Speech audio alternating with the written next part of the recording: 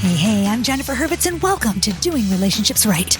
Raw, authentic, and insightful, this podcast is a no bullshit look at relationships during midlife. It's not just talk, it's practical advice you can use, stressing self-improvement and personal growth. This podcast guides you in navigating online dating, building resilience, and finding the right partner for a fulfilling and healthy relationship. Have questions that need answering? No worries, I've got you. And we'll figure it all out together without taking ourselves too seriously here on Doing Relationships Right. Good morning. This is Doing Relationships Right. I'm Jennifer Hurvitz, and I'm your host here. And I am just so happy to be back. This is my first week back behind the mic. And it's a pleasure. It's a pleasure to be here. And I hope everyone is doing well this morning. Today, I'm going to jump right in. It's a Just Jen. I'm going to jump right in. I'm talking about the best pieces of relationship advice that I've ever heard, and that I use when I coach. Okay. So, you might want to put this one on record or slow or save it because, this is some good stuff. So flash alert, good stuff coming. Let's start at the top. One of my favorite pieces of relationship advice that I've ever heard and that I really try to, follow, and I do it with my boyfriend. I do it with my kids. I do it with family members. I never leave the house without saying goodbye. I just don't. It's a little bit of at this point, like kind of what's it called? One of those superstitions I have where, God forbid, I don't say goodbye, like something, it's just weird. But yeah, say goodbye. Just say goodbye to each other. Give your person a kiss. When they come home, same thing, say hello. I just think it's good. That's number one. Never leave the house without saying goodbye. Number two, learn how to communicate. Okay. This seems like really easy, like duh, like, you have to learn how. No. I did not know how to communicate until like recently. I would say recently, like within the last 2 years, 3 years. Communication is not as easy as everybody thinks it is. And it takes work. It takes work and it takes practice, and you have to come together and mutually discuss the way that you want things to go down in your relationship. If you don't know how to communicate, get some help, find a coach, go to therapy. Also, know your attachment styles, because an avoidant and an anxious person, they communicate very differently. Also, we all know this, love languages, blah, blah, blah. It's a huge thing also. You may be a words person. They may be an acts of kindness. Different ways to communicate. You're gonna butt heads if you don't discuss the way that you, A, want to speak to people, and B, want to be spoken to. Okay. Number three that goes along with communication for me. I always tell my clients this: watch your tone. Okay. I've written about this in every one of my books. Nobody likes to be emasculated. Nobody likes to be belittled. No one likes to be talked down to or mansplained, or no one likes it. Now, we all do it. We all every now and then we'll like get a little like that tone in our voice that, nobody likes. I know when I do it. I know when my boyfriend does it. I have to actually sometimes like stop myself, do a turnaround and say, Jen, stop being a bitch. Nobody wants to talk to you when you are nasty or condescending or patronizing. If you don't have a safe space for your partner to speak to you, and they think that every time they come to you that you're going to be dismissive or rude or nasty, they're not going to come to you anymore. Obviously. That's number three. Number four, one of my favorites, levity. Laugh, and laugh some more. You got to laugh at life. You got to laugh. Things are way too serious. Can't take yourself so seriously, and you can't take your relationship so seriously. I think that it's a lot of pressure to be in a relationship with everything else that's going on in the world around us. You got to laugh and joke and just, take things a little less seriously. That's a really good piece of advice that I have. And I follow it as often as I possibly can. Oh, I love this one.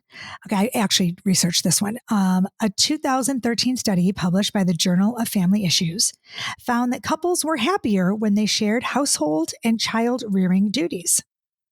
They were happier. Okay. Conversely, a 2022 study published in the Archives of Sexual Behavior found that women found men less sexually attractive when they did not do their fair share of the chores. I love this because I 100% agree with it. When you do share, child rearing stuff and taking care of the house and doing the budget and communicating with that kind of you're just happier. I feel like you feel like you're not resentful of the other person. You're not angry that one person did the laundry and the other one, went out with his friends golfing. You're together. You have a plan. You're a team. I love it. And it is actually true that couples are happier when they shared household and child rearing duties. Love that. The second part of that is that women find men less sexually attractive when they don't do shit. I mean, that just makes sense, right? I know that it's a total turn on for me when Jim he does everything. He really does. He builds desks and he puts together my, did the tile, the backsplash, and he does he cooks. It's just attractive. It's just attractive when guys step up and show up in different ways. And some guys are not, some people are not words people. They're acts of kindness or, gifts or whatever it is. And they don't maybe say everything that you need to hear or want to hear, but they show up in different ways. So make sure you check yourself before you wreck yourself. Number 6, carry your fair share of the emotional load. I like to do the pass the rock game. So not everybody can be emotionally needy at the same time. You got to kind of take turns in a relationship, right? Like someone's having a bad day. It's kind of like, let's get the rock out. And it's your turn when you're holding the rock. You get to be the emotional basket case. Okay. And the other person has to be the rock, has to be strong for you and listen and be there and show up. And then you can switch and give, the next day someone gets the rock. It's just one of those things you have to even out the emotionality. Is that the word? Is that a word? Yeah. In your relationship. Not everybody can be a mess at the same time. One of you's got to be there for the other one and show up for each other and pass the rock. Now, sure. Of course, there are days when you're both going to have shitty days or you both need to talk, but take turns hearing each other and listening to each other. Don't constantly be coming home and just dumping everything on your partner. It's not fair. So yeah, that is my pass the rock game. Number 7, prioritize mental and physical health. We always say this: put your oxygen mask on before you assist others. If you are not taking care of yourself, how can you help anybody else around you? How can you be there for your kids if you're not taking care of yourself and doing the things that you need to do for your emotional well-being?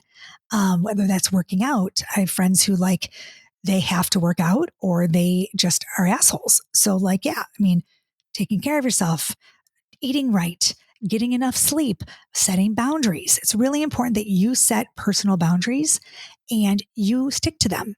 If you want to go to bed every night at 11 o'clock and your partner doesn't, guess what? You go to bed at 11 o'clock and your partner doesn't, but you set that boundary and you say, look, I need my sleep. Lots of people, they take medication, which I'm a huge advocate, mental health awareness. If you need to take meds, take them. I take them. They changed my life. And I'm a better mom. I'm a better human. You all know this. I was diagnosed with ADHD and getting put on meds changed my life.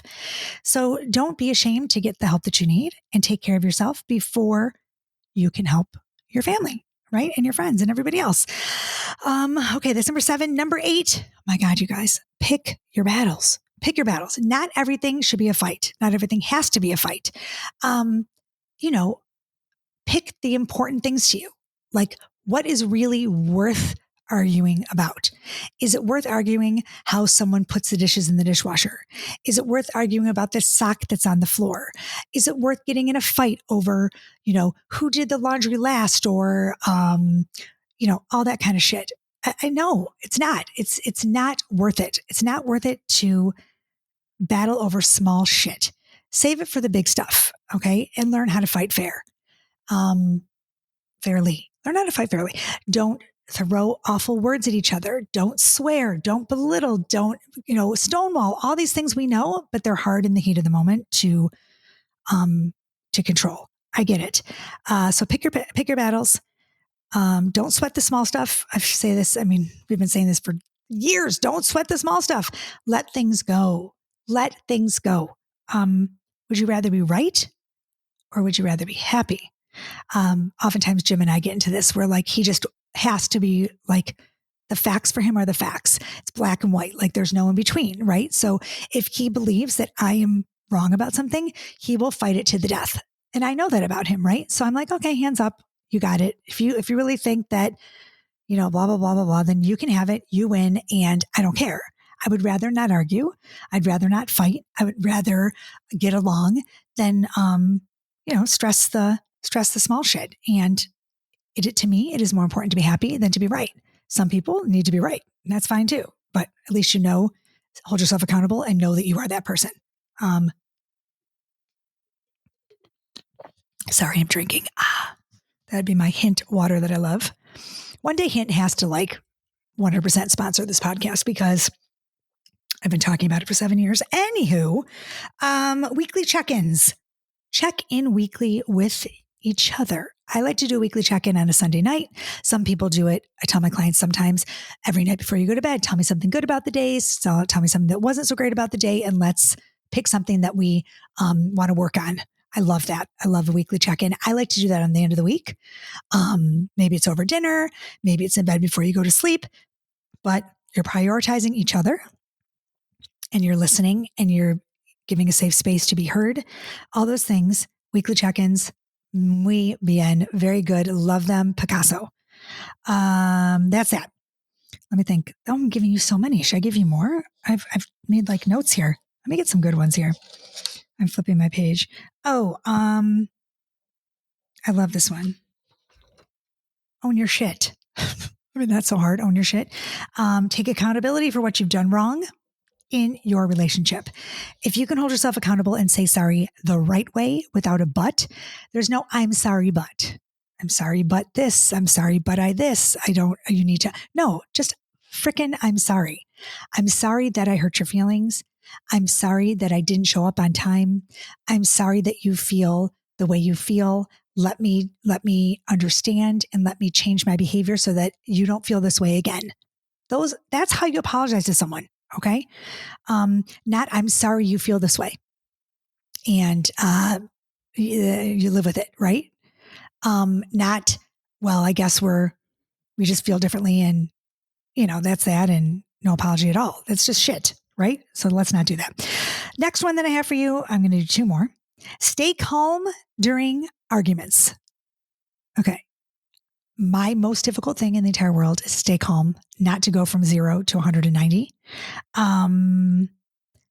Take some breaths, take some space if you need it. If you're in an argument and you're fighting and you are going at each other, it is 100% okay to look at your partner and say, look, I need a break. I need 5 minutes. I need to walk outside. I need to think to myself and just be like, I'm going to come back. I understand we're not done, but I cannot continue this conversation in the emotional state that I'm in. I would much rather you do that than it escalates to something horrific and horrible and say stuff that you can't take back. Okay. So make sure that you are discussing instead of arguing. Okay. 2012 UCLA study found that those who argued angrily were more likely to be divorced in 10 years than those who hashed it out civilly. I mean, you would think, okay, that makes sense. But lots of us argue. We're like, okay, well, you trust the person you're with. You feel like there's no, it's like they're your person forever and they're not going anywhere. So you get real comfortable and you start being nasty during, when you're fighting. Don't do that. Don't take them for granted. Don't take it. People are getting divorced over everything these days. Don't let it be because you and your partner couldn't fight kindly or discuss things or come to some kind of mutual understanding or agreement, keep your voices in check, keep your tone in check, keep your volume in check, and, lower your chances of getting a divorce. I mean, it seems simple, but it's really not. I get it. I do get it. One more, and then I'm going to go because it's been 15 minutes. And I know you guys are probably like, Jen, it's enough. It's enough. But I'm just so happy to be back, you guys. I'm just so happy to be here. So here's my favorite, and then I'll go. Never stop dating. Never, ever, ever stop dating your partner. Whether it's every Saturday night, you go to dinner, whether it's every, Tuesday afternoon, you meet for coffee or lunch, date each other and be kind to each other. Put down your phones, look at each other, talk about the past and the good times, and stay present. Okay. Don't look too much in the future. It causes anxiety. And only talk about the good things in the past. Don't bring up shit that, you were angry about 17 years ago. That doesn't do anybody any good. And that's that. Those are my tips for relationships. The best pieces of advice that I give, that I've gotten, that I've heard. I just think that's a way to start this podcast off. So the way to start this year is on a positive note. Do something that makes you feel good. Show up for each other and be happy and do relationships right. That's all I got to say. You can find me, jenniferhurvitz.com. You know where I am. If you want to book an Ask Me Anything session, I would love that. Anything that you can fit into 30 minutes with me on a phone call, $99. I don't think you're going to find anything better than that. A quick phone call, 30 minutes, done, and I can solve all your problems in the world. Or at least a couple of them, hopefully. Check out my new online courses. I have a crash course. It's a dating course online right now on jenniferhurvitz.com. That's $10. I mean, hello, $10. Don't forget my books. Follow me on YouTube. Follow me everywhere. And if you like this podcast and you want to support me, please go review it. Give me a 5-star review. Share it with your friends. Subscribe, rate, review, all that good stuff. I love you guys. I'm so happy to be back. Happy September. Happy fall, y'all. You know what I say? Peace, love, and so much truth. Bye. Hey, thanks for listening to Doing Relationships Right. Don't forget, if you love my content and want to show your support, subscribe, rate, and review it on your favorite podcast platform. And grab my books, Midlife Priceless, A Dating Coach's Guide to Finally Doing Relationships Right, Woulda, Coulda, Shoulda, and One Happy Divorce at Amazon, Barnes & Noble, Target.com, or my website, jenniferhurvitz.com. Thanks for listening. See you next week. Peace, love, and so much truth.